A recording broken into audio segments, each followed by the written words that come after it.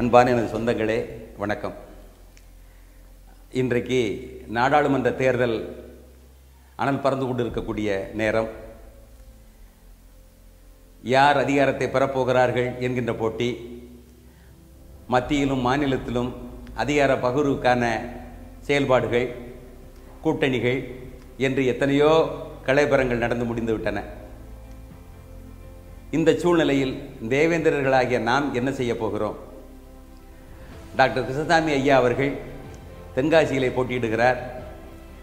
பல முறை போட்டியிட்டும் கூட நம்முடைய அறியாமையினால் அந்த வெற்றி வாய்ப்பை இழந்தார். அவர் சாதாரணமான தலைவர் அல்ல. மாற்று சமூகத்து இளைஞர்களும் கற்றவர்களும் கூட ஆச்சரியப்படக்கூடிய அளவிற்கு ஒப்பற்ற தலைவர். கல்வியாளர், சிந்தனையாளர், பண்பாளர், இரக்கமுள்ளவர். படிக்கின்ற காலத்திலேயே ஒடுக்கப்பட்டவர்களுக்காக குரல் கொடுத்தவர், போராடியவர். அப்படிப்பட்ட ஆளுமை மிக்க தலைவர் உங்கள் சமுதாயத்திற்கு கிடைத்திருக்கிறார்களே. எங்களுக்கெல்லாம் இப்படிப்பட்ட ஒரு தலைவர் கிடைத்தால் நாங்கள் எப்படியெல்லாம் அதிகாரத்தை கைப்பற்றியிருப்போம் என்று வியந்து பேசக்கூடிய மாற்று சமூகத்து இளைஞர்களும் படித்தவர்களும் இருக்கின்ற பொழுது நாம் என்ன செய்து கொண்டிருக்கிறோம்? அவருடைய அருமை அறியாமல் அவரை குறை சொல்லிக் கொண்டிருக்கிறோம். அல்லது அவருடைய வெற்றி வாய்ப்பை அல்லது சமூகத்தினுடைய அந்த வெற்றி வாய்ப்பை, எதிர்காலத்தை சிதைக்கின்ற வகையிலே சில செயல்பாடுகளை செய்து கொண்டிருக்கிறோம். ஏறத்தாழ 1996 அவருடைய அரசியல் மிக உச்சத்தை தொட்டது. கொடியங்குளம் கலவரத்திலே எங்கிருந்தோ வந்து குரல் கொடுத்து ஆளுமைமிக்க தலைவராக நமக்கும் தட்டி கேட்க ஆள் இருக்கிறார்கள் என்று சொல்லி ஒட்டுமொத்த சமூகமே அணி திரண்டது. அன்று முதல் இன்று வரை தொடர்ந்து இந்த சமூகத்திற்காக அல்லும் பகலும் அயராது பாடுபட்டு கொண்டிருக்கிறார்.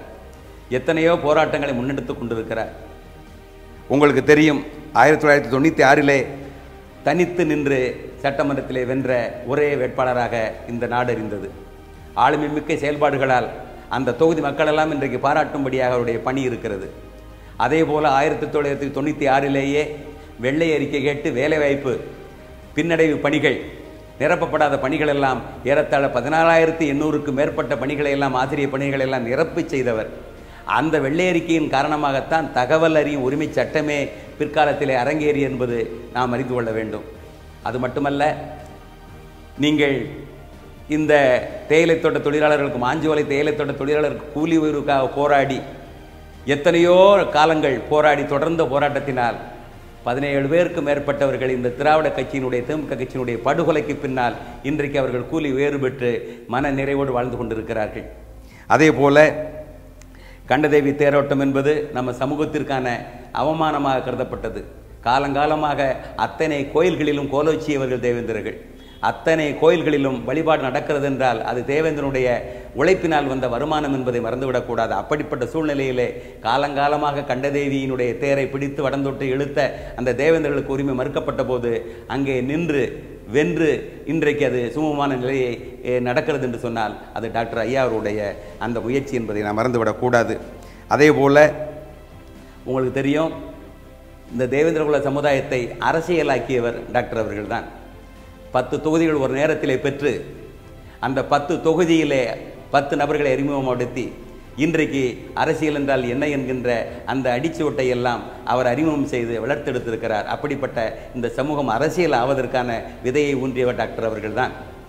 அதே போல சுந்தர்லிங்கம், தளபதி சுந்தர்லிங்க தேவேந்திரருடைய அந்த குடும்பருடைய மிகப்பெரிய மணிமண்டபத்திற்கும் அவரை அரசு விழா கொண்டாடி மகிழ்வதற்குமான செயல்பாட்டை செய்தவர், போராடி வந்தவர் டாக்டர் ஐயா அவர்கள். உங்களுக்கு தெரியும், சுந்தர்லிங்கம் கழகம், போக்குவரத்து கழகம் தொடங்கிய பொழுது அது எப்படிப்பட்ட மறுப்புக்கும் எதிர்ப்புக்கும் ஆளானது என்பதை நீங்கள் மறந்துவிடக்கூடாது. ஆனாலும் கூட அது நின்ற போன நிலையிலே டாக்டர் ஐயா சொன்னார்கள், தளபதி சுந்தர்லிங்கத்துடைய பேர் இல்லை என்று சொன்னால் எவருடைய பேரும் இருக்கக்கூடாது என்று சொல்லி அத்தனையும் தடுத்து நிறுத்தினார் என்பதை நாடு அறியும்.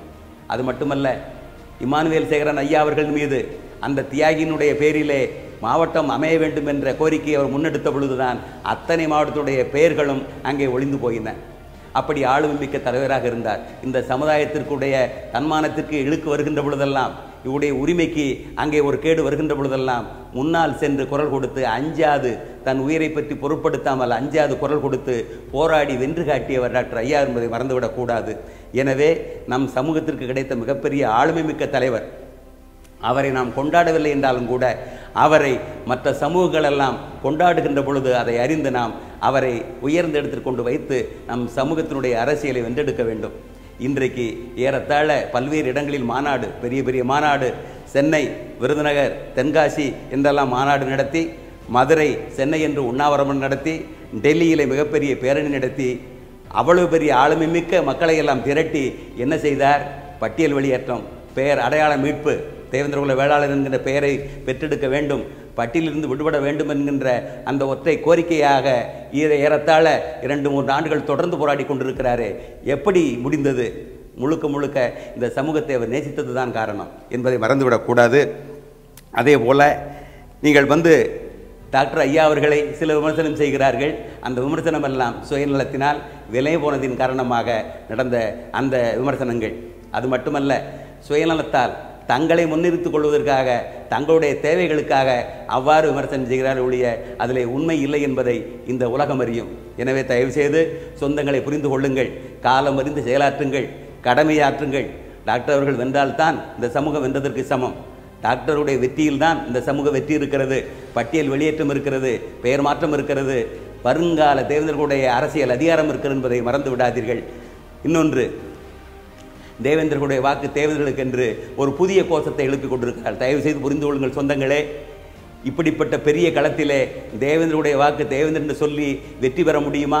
அது ஒரு கேலி கொத்தாகாதா? உள்ளாட்சி தேர்தல்களிலே பஞ்சாயத்து அளவிலே மட்டுமென்றால் அது பொருந்தும். இது மாபெரும் மக்கள் வெள்ளத்திலே நடக்கக்கூடிய தேர்தல். மாற்று சமூகங்களுடைய உதவி இல்லாமல் எவரும் ஜெயிக்க முடியாது, நம்முடைய உதவி இல்லாமல் மற்ற எவரும் ஜெயிக்க முடியாது. எனவே சமூகங்கள் ஒருங்கிணைந்து, தமிழ் சமூகங்களாக ஒருங்கிணைந்து ஒருவருக்கொரு விட்டு கொடுத்து தமிழர்கள் அத்தனை பேரும் அதிகாரம் பெற்றெடுப்பதற்கான சூழ்நிலையை செய்ய வேண்டுமே ஒழிய தங்களை முன்னிறுத்திக் கொள்வதற்காக விலை போய்விட்டு இப்படிப்பட்ட தேவேந்திர வாக்கு தேவேந்திர என்று சொல்வது என்பது காலத்திற்கு பொருத்தமில்லாதது, நம்முடைய சமூகத்தை பலவீனப்படுத்தும். தயவு செய்து புரிந்து கொள்ளுங்கள். தமிழகத்தினுடைய தென்பகுதியிலே பிஜேபி, அதிமுக, புதிய தமிழகத்தினுடைய கூட்டணி பெருவாரியாக வென்றெடுத்தால் மட்டும்தான் தேவேந்திரனுடைய அரசியல் எதிர்காலம் இருக்கிறது. உங்களுக்கு தெரியும், வடக்கே வன்னியர் செய்கின்ற அரசியல், அதே போல் திருமாவளவன் செய்கின்ற அரசியல், அதே போல் இன்றைக்கி டிடிவி தினகரன் செய்யக்கூடிய அரசியல் போன்ற அரசியலெல்லாம் உற்று பாருங்கள். சமூகத்தினுடைய பலத்திலே தான் அவருடைய அரசியல் ஆளுமை வளர்ந்திருக்கிறது. அதிகாரத்தை பெறுகிறார்கள், பல தொகுதிகளை பெறுகிறார்கள். அதுபோல இன்றைக்கு நல்ல வாய்ப்பு நமக்கு வந்திருக்கிறது.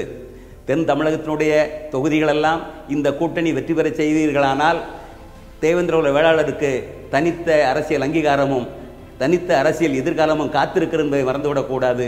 எனவே திராவிட கட்சியினுடைய தூண்டுதலால், திராவிட கட்சியினுடைய அந்த பிரித்தாளும் சூழ்ச்சியினால் சில தேவேந்திர சொந்தங்கள் தேவேந்திர வாக்கு தேவேந்திர என்று தனித்து அடையாளம் காட்ட முயல்கிறார்கள். அது நம் சமூகத்தை பலவீனப்படுத்துவதோடு நம்முடைய எதிரியை பலப்படுத்திவிடும். நமக்கு இன்னும் மிகப்பெரிய பேரிழப்பு காத்திருக்கும். தயவு செய்து புரிந்து கொள்ளுங்கள், இதற்கு இடம் தராதீர்கள். ஒட்டுமொத்தமாக தேவேந்திரர்கள் சொந்தங்கள் ஒன்று சேர்ந்து டாக்டரை வெற்றி பெற செய்வதோடு மட்டுமல்லாமல் ஒட்டுமொத்த கூட்டணியே தென் தமிழகம் முழுவதும் வெற்றி பெற வேண்டும். அதற்கான வேலையை தயவு செய்து எந்த விதமான பாகுபாடும் காட்டாமல், எந்த விதமான குறையும் கூறாமல் நீங்கள் ஒன்றுபட்டு வேலை செய்வீர்களானால் நம் சமூக வெற்றி பெறும். வருங்காலம் நம்முடைய அரசியல் நிலைப்பாட்டை உறுதி செய்யும் என்று உங்களிடம் பணிவோடு கேட்டுக்கொள்கிறேன். நன்றி, வணக்கம்.